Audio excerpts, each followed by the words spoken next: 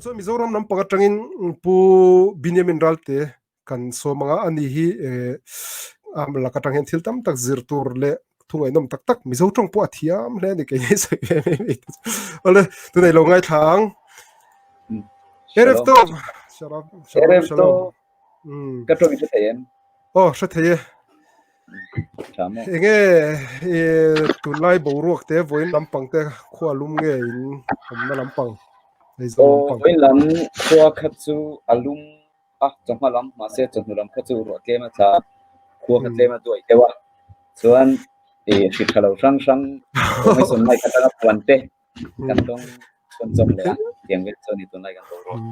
heti lampang po khwa lum ang reng khop me mase khu tuna kholum mi chon thung to hemi kholum zo hi chon ron vot tran to viewin kan ringa eng po ni se I enge tunai hei shivanga in sok wak thei kherom silo tin bekin se te po center te point son la hu te lama vai vakon lampanga son pato se chua wa te har som se tinge minion te inkal pui them in khom na te tinge in main lak pui tan ne tunlai shilengin keni pomin chia pia viang lenga lockdown tir mars thavela tangkhan lockdown om chau khanin kanganin khung veren ron loma chuan sarkarin biakin lam to ko lokte pui puna thil reng reng khappa ka chuanin in khom lang khap chu du te mai la kan ti thei bik taro khania chuanin eman han thazal le partial lockdown ten han ti nu khanin I henglai sarkarin del bol chuanin jing tong trai ti mai la ko ran tam jok jing tong trai kal chu kal dan pung chu I kan she thiam thawanga ma nia in che em pon ro kal pheu pheu kha an phal dan khania ma se keinin kha kha chan sa la ve in shakhari ka jing tong trai anita ta chuanin shabat ni pon se in che deuh kanin kan kala jing tong trai kan ve thawa tiang chuanin thlashung takin enge social distancing te po zom chung khan kan ti ve lok lopa chuanin lockdown kha aron om le a ta khanin kan han ti theile lo le ren ro na chuanan nuat lockdown pa ngai khan han thazal le nu khanin tora lak chuani kan ti yom rishon le yom khamisia khanin emini hi chon minian siam ngei tu mi lak kan tia tin na china kan soi masakta lockdown an thazal laya income kan tia po khanin ngei che income kha kan la rem ti lo ve a ni pa minian siam thei chin no pang te po shoi lowin film kur takin biakin lo don ate po hen sanitizer ten en tian khanin kar tak khan kan tia adela ma chuanin moi huk tu na income han shoi te khai nge mo chang na ngai chang lo oma tora han chiar te mo bal kore ni nuam thau mai ani le hei kan malo ka hianin tunami soila ka kan soi zau kan soi pui cholok che ani chodin shabat ni vela te inin khom kim theidon lo ni moti chu kabalat shabat zan lampang te zing lampang chu khai soita chun lampang min kha te khateng kha at tuan sokin nei thei chin don lo ti na ni mo soile soinu sarkar danin thuwa chua dana kha chuanin zing in khom khani maya aba kha chu aphal lem lo chu po mi somna ai tam lo ti khani maya mo tin zan lampang kha chu curfew te kha lo ni thin sia chu bang chuanin helai tan chona thei lo in berma nia heta ma po chu tiang a thei reng reng big lo ke in ma ni kan be ken se kan po hi kan in khom a be ken se chu a chu kan in khom lo na ri to mun sang ra po na te kan in khom thina ti khan ani le engtinge tun hei kar lok rosasana kum thar ku te lo ni ta engtinge man tein tu mai po cha dan deu te nem boi tha khop maya rosasana hi ku poimo juda te na kan ku poimo le kum lo thar le tura kan hun man dan tur lel pa pathian ni na ko le saka malam kil te ni wangin mizoram sarkar lampang khan open era hei isar ma chon open era te kan in khom mai ta khatiang kha an phal an ti thei lo mi khatiang chi khau mai lo thu chu lo fa ke mani kan la ti chin shim tin mon ma po hi awang am reng mo khatiang han ti le tur ko khanin in ven kar la tak tak ven khata entir tu na ke ni republican ta republic chu ngai hianin ding set nei taila tin engi moto juda mi pasom kính thấy không tai lăng chuan in thấy được phụ chuông đâu mà sẽ veng trong trong hàn cả cũng ăn kem chuan buổi thà cũng về được anh chọn Rosh Hashanah po chú buổi thắc đón lẽ mấy mô đi xong thì pakat tuần đi xong thì pakat thiên lệ min khá zal chuan ring đâu mà sẽ hay tuần lúc cái thu thar kan han chia ta khát chuan in kan sak lúc upper republic chu upper republic in tai te ni ta kan om na kong pui an le lam lok so upper republic chu mai ta ani so ni nak tu ka total lockdown an puang le mai sia ke ni veng he sem zara kan la him ria kan mat chin na hriat thei hri lo biakina roshna han nan tur pon ma se be se na chuanin kan minian chu kan ti ve thei sha mang chu mo distraction ani le anh听嘛送别了嘛，昨天anh听因咪背的，第啦Mizoram Nampang Benin Shay mi背的，嘛因落背dan sure的anh听嘛因落背dan tun lai abik takin tunay izo na ka lockdown no lampang hi mi soy kan hun har sa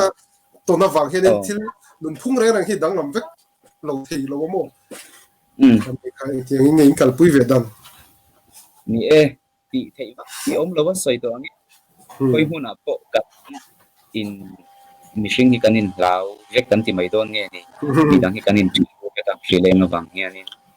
mi biet dei kini seta han chumi main zeptuna kanin pek dan helai zoram pi ka abi takin aizola hin khudang ko community dang ko ni tauta be kini seta mo I meche in communal ma yan ka kan nei thatlo wangin zirtina te kain pesa ko na tirani mo ivit temi sidur atek san chiar ve theina turatan zir an zir turom tok te zirtina kan pe chinta ma se tiang bo ro ron ni ta khachonin a thei ta lo khania shabat in form thei chang te ka chu lo om vele ngi mo in khat ke ban thla dul lai te kan chunga chon am takin kan han ivea shabat ni mani se shabat dan le dun amo parasha chungchang mai pi lama chung mai ni te lo thenga engi mo te lo then chuanin thil poi mon chi te mo tiang chi kha shabat ni khanin in kho chung ai re amo ti tur ma kha soina hun te ka ngai chang te lo ma chuanin tu mai te watang yan savai sel malak na hianin zoom meeting kal tang hianin sure na te an ron to ngai pu it's ka poni kan coordinator kan chin kan soi to thon ta she tiang chu malak na te ron ma tin mi puilam hi chuanin audio lam te hianin thu poi mo sure ni mo engin mo te hi video te hian ti tur hianin thin ma se tin a khana ma wen soya chang che pa han nia tilan ti hara tin thian te ko hi na thok mi ten lo ne tin hun nei hi har pa ang thinga zoom meeting po savai sel in chanim ngai takina han ko sai nangin internet lampang nei thalo tak tak ten lo tin khalampang israel lampang hun le lai hun ai ke mai thau deu ba yani hun han nei ro lo har ta ma se tu na chon hei tu na savai israel in man dak na zoom meeting kan la tang kai pui chan chho don ning ta sia tin mi poi na man dan te ko an thiam chho tananga tiang chuanin isa ko na thil hanin zirtir le hanin shin thar zel na chu kong ako chho tu chon kan ngai ve tok mai hello mom en pon se hi tun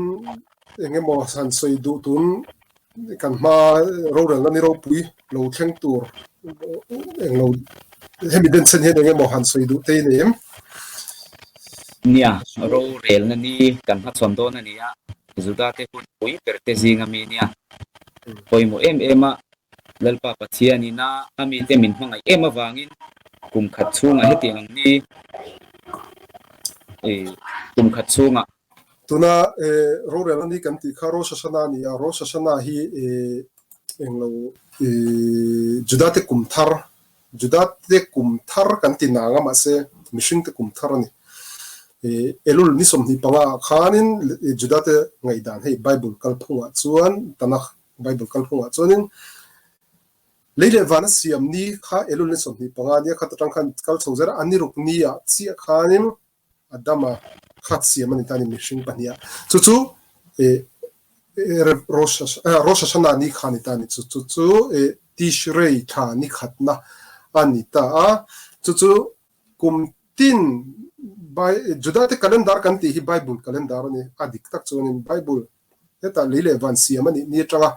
khambia chu chho zela la kal chho la man chho zela khani ta chumi azul zuya chuani kan ma lokar le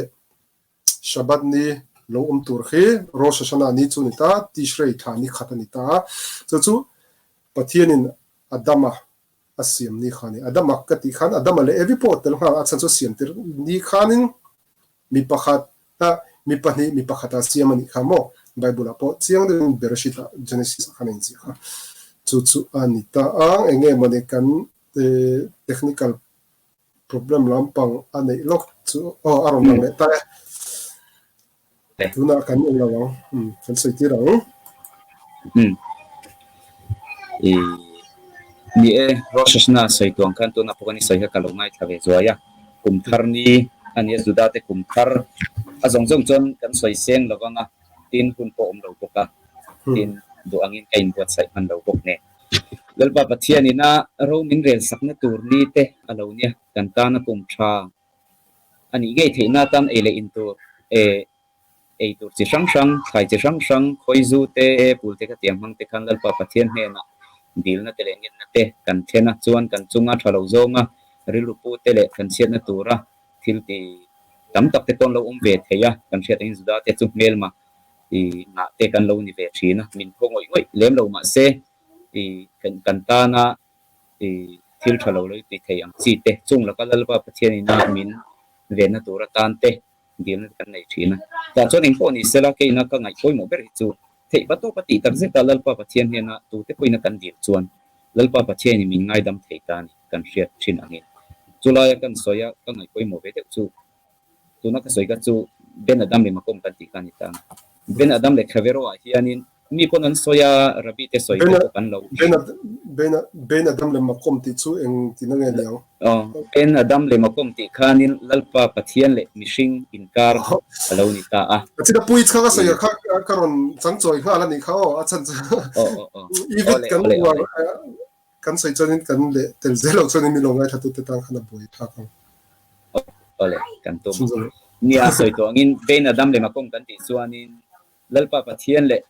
mishing tia israel fa te po soi do ber kherbi kila israel fa te lalpa pathian inkar thil lo ni ta chung chu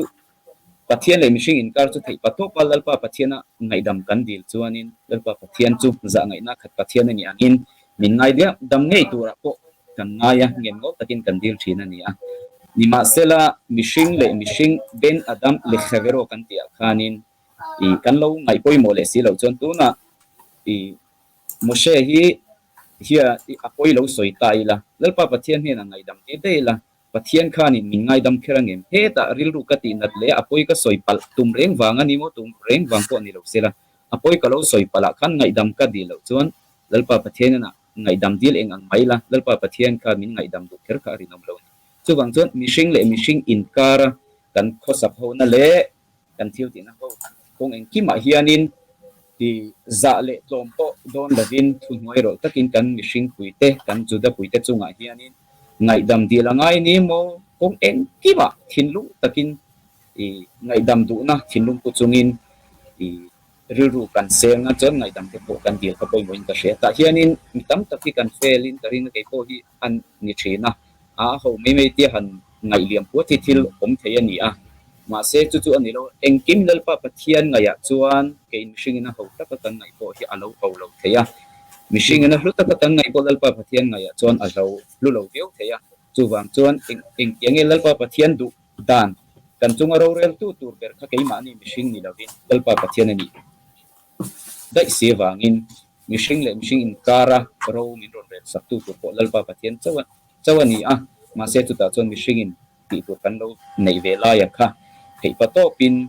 len tumin pa kan la ka ngai ta ni chuwang chuan mishing le mishing inkar chungchanga apoi mo ema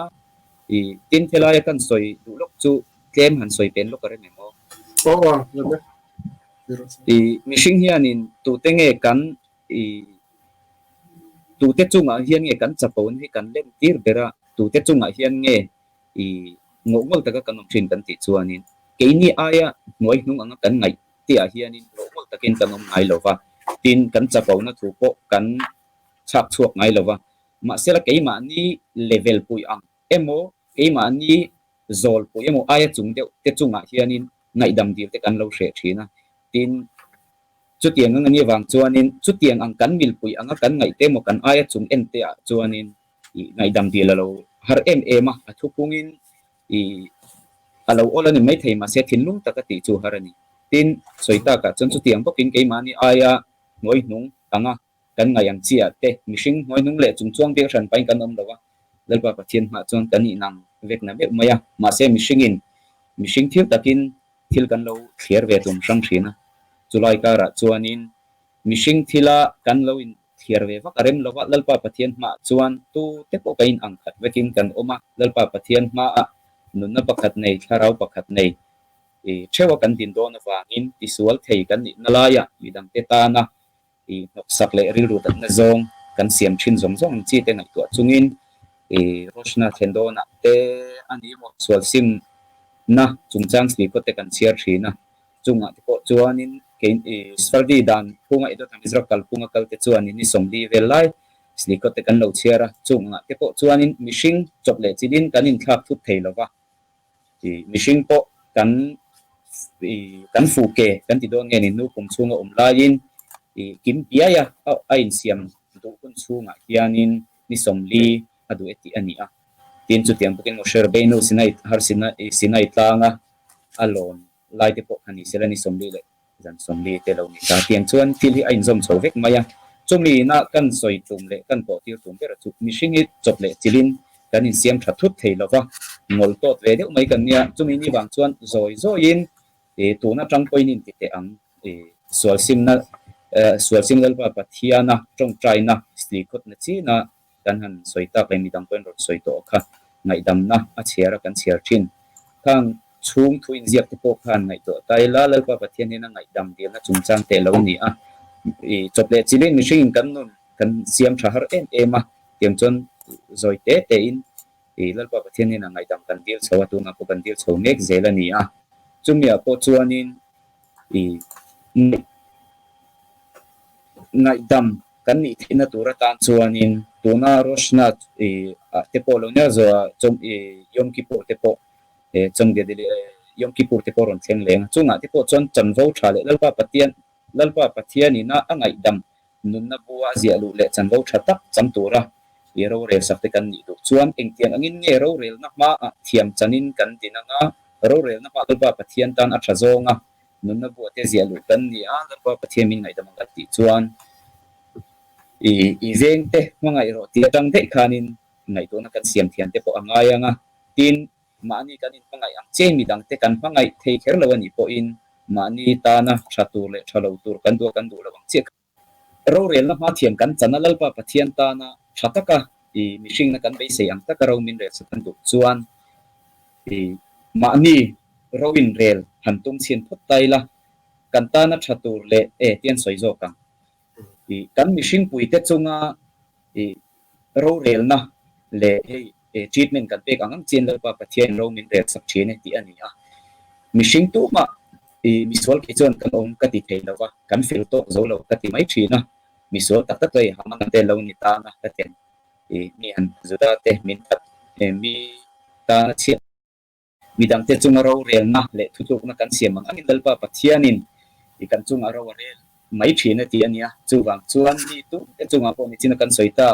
ben adam le khavero kan mishing pui te tung mang akha lalpa pathian pon kan chunga alek dan po alo ni thei mai the chuwang chuan tu te po an kan pula bangwar lian pu ya adum lai mu thel thu om lova atan tu thil thalo moi lo te thei turin lalpa pathian mal som in lalpa pathian ngai dam le chan vo tha chang tur chuanin midang te chung kan ril ruput khanin azira ngaya kan thil lalpa pathian in ngai dam kan dil te en po ni sela midang te chunga